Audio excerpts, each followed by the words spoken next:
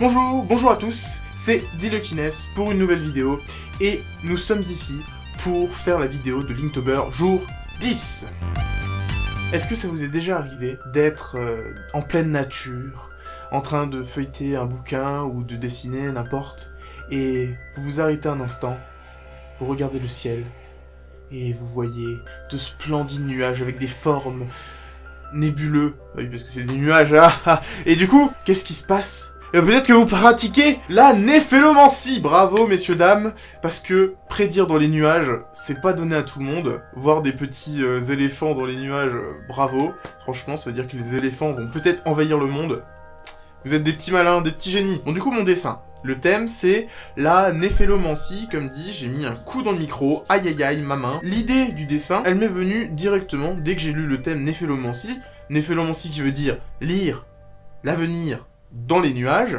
J'ai eu l'idée de faire quelqu'un avec la tête dans un nuage. Mais l'idée comme ça, c'était trop simple. Je me suis mis à chercher comment faire pour la rendre un peu plus intéressante. Et je me suis dit que, grâce à un personnage vraiment très grand, on pourrait rendre le tout crédible. Donc pourquoi ne pas faire un géant? Mais ce géant, s'il est tout seul, ça fait un peu bizarre. Donc j'ai décidé de faire une conversation entre un géant et son invocatrice qui s'appelle Gertrude. Pourquoi pas Gertrude, hein, ça va, on va l'appeler Dorémy, parce qu'elle va avoir un look de Magical Girls, c'est ce qui m'est venu direct en tête. Il faut pas qu'il y ait un rapport de force entre les deux, ou alors que le rapport de force soit vraiment égal pour rendre la scène comique et pas avoir un géant super badass comme ça. Pour les rendre sur un pied d'égalité, j'ai décidé de mettre la fille sur une falaise et le géant qui est là et qui est vraiment mastoc, mais qui fait con parce que bon, il est presque la même taille que la fille, relativement à leur taille respective. On va passer au dessin lui-même. Je commence tout d'abord par faire la petite falaise qui fait plaisir parce que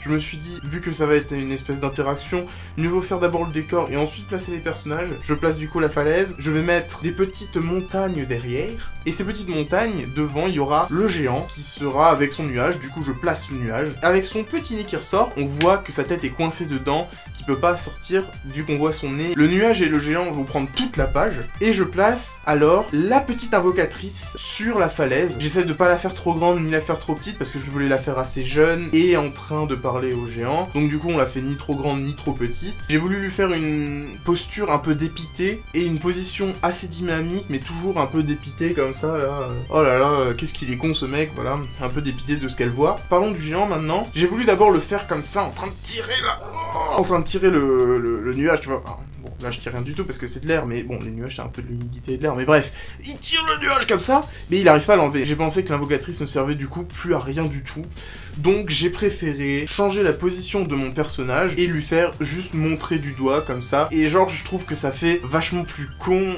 que de juste faire comme ça, tu vois, parce que voilà, ça fait plus con de faire comme ça, genre il y a un nuage sur la tête, voilà, et c'est un peu ce que je voulais du personnage.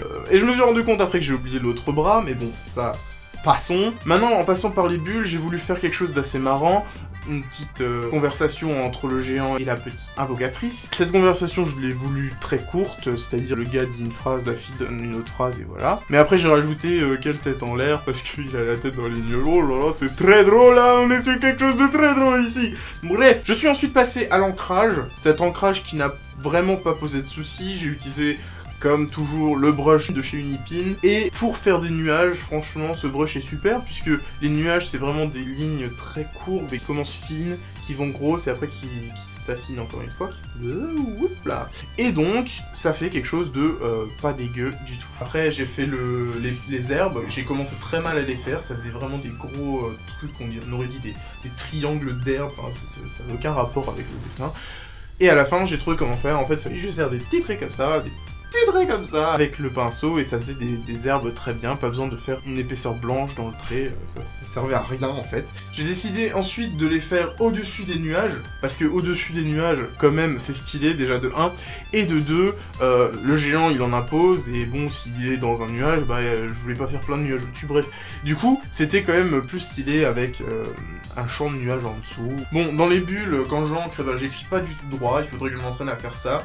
D'ailleurs, prenez le pli de écrire droit dans les bulles, c'est vraiment mieux, parce que moi, franchement, c'est un de mes gros points faibles, d'écrire pas droit, déjà d'écrire mal, et ensuite de pas écrire droit. Pour les bulles, j'utilise le Pigma Micron 08, et comme j'ai oublié la main, et ben ensuite je la refais, voilà. Pour la main, j'ai pas fait de brouillon, mais bon, c'est passé sans souci. Maintenant, dernière petite étape, l'étape de l'ancrage, j'ai opté pour quelque chose de très cartoon pour le monstre, pour lui rajouter un côté débile. Même si les cartoons sont pas débiles, je n'ai pas dit ça, mais bon, c'est vrai que si on lui donne un côté un peu cartoonesque, son côté débile ressort encore plus. Et du coup, pour faire ce côté cartoon, j'ai utilisé des hachures très espacées. Enfin, je trouve que ça fait cartoon, moi, après, je ne sais pas. Pour le nuage sur sa tête, je n'ai pas utilisé le même type de hachure, j'ai plutôt fait des zigzags, comme ça, pour donner une autre texture au nuage, puisque c'est pas du tout la même chose qu'une texture de peau, hein, on est d'accord. Pour son pagne, j'ai plutôt opté pour des hachures croisées, enfin, vous voyez ce que ça fait à peu près, car j'aime bien faire ça sur les vêtements,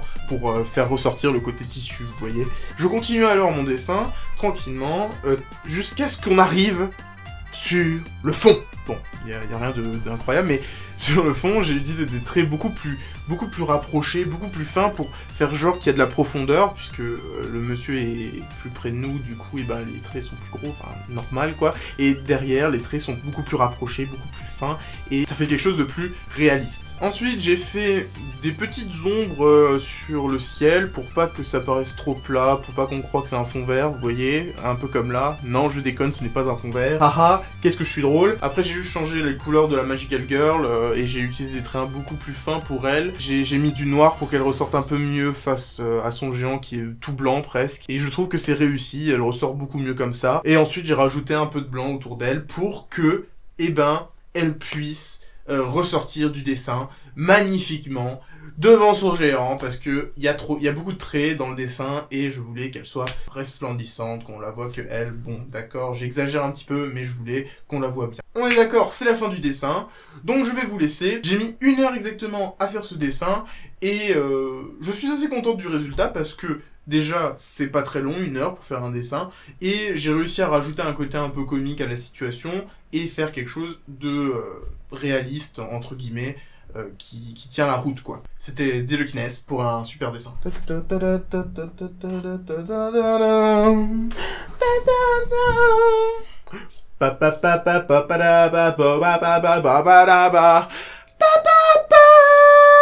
Ouais, c'était cool.